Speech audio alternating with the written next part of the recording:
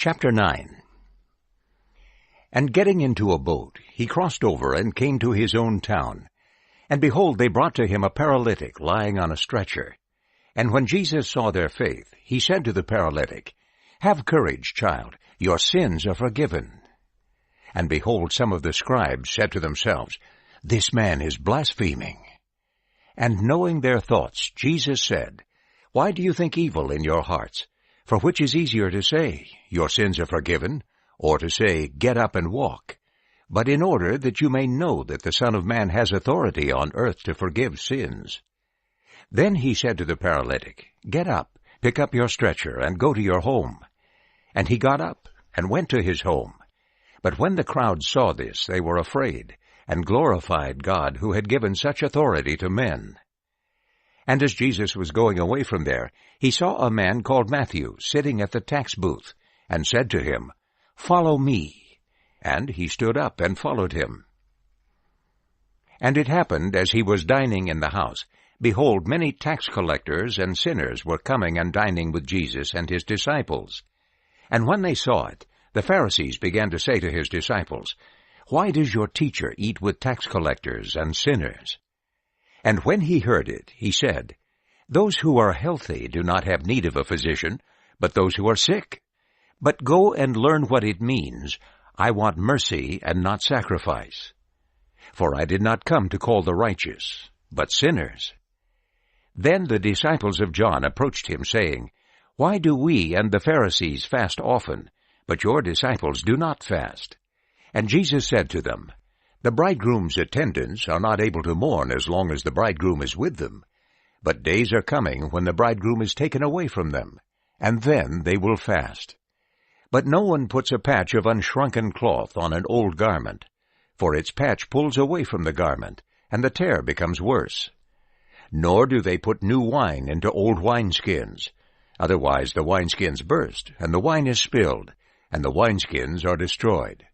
But they put new wine into new wineskins, and both are preserved. As he was saying these things to them, behold, one of the rulers came, and knelt down before him, saying, My daughter has just now died. But come, place your hand on her, and she will live. And Jesus and his disciples got up and followed him.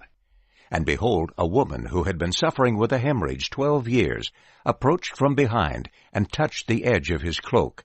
For she said to herself, If only I touch his cloak, I will be healed. But Jesus, turning around and seeing her, said, Have courage, daughter, your faith has healed you. And the woman was healed from that hour. And when Jesus came into the ruler's house, and saw the flute players and the disorderly crowd, he said, Go away, because the girl is not dead, but is sleeping. And they ridiculed him. But when the crowd had been sent out, he entered, and took her hand. And the girl got up. And this report went out into that whole region. And as Jesus was going away from there, 2 blind men followed him, crying out and saying, Have mercy on us, Son of David. And when he came into the house, the blind men approached him. And Jesus said to them, Do you believe that I am able to do this? They said to him, Yes, Lord. Then he touched their eyes, saying, According to your faith, let it be done for you. And their eyes were opened.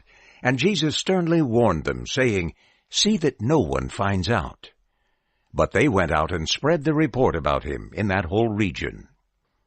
Now as they were going away, behold, they brought to him a demon-possessed man who was unable to speak. And after the demon had been expelled, the one who had been mute spoke, and the crowds were astonished, saying, This has never been seen before in Israel. But the Pharisees were saying, By the ruler of demons he expels the demons.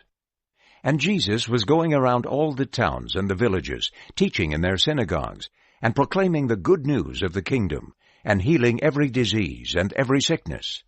And when he saw the crowds, he had compassion for them, because they were weary and dejected, like sheep that did not have a shepherd. Then he said to his disciples, The harvest is plentiful, but the workers are few. Therefore ask the Lord of the harvest that he send out workers into his harvest.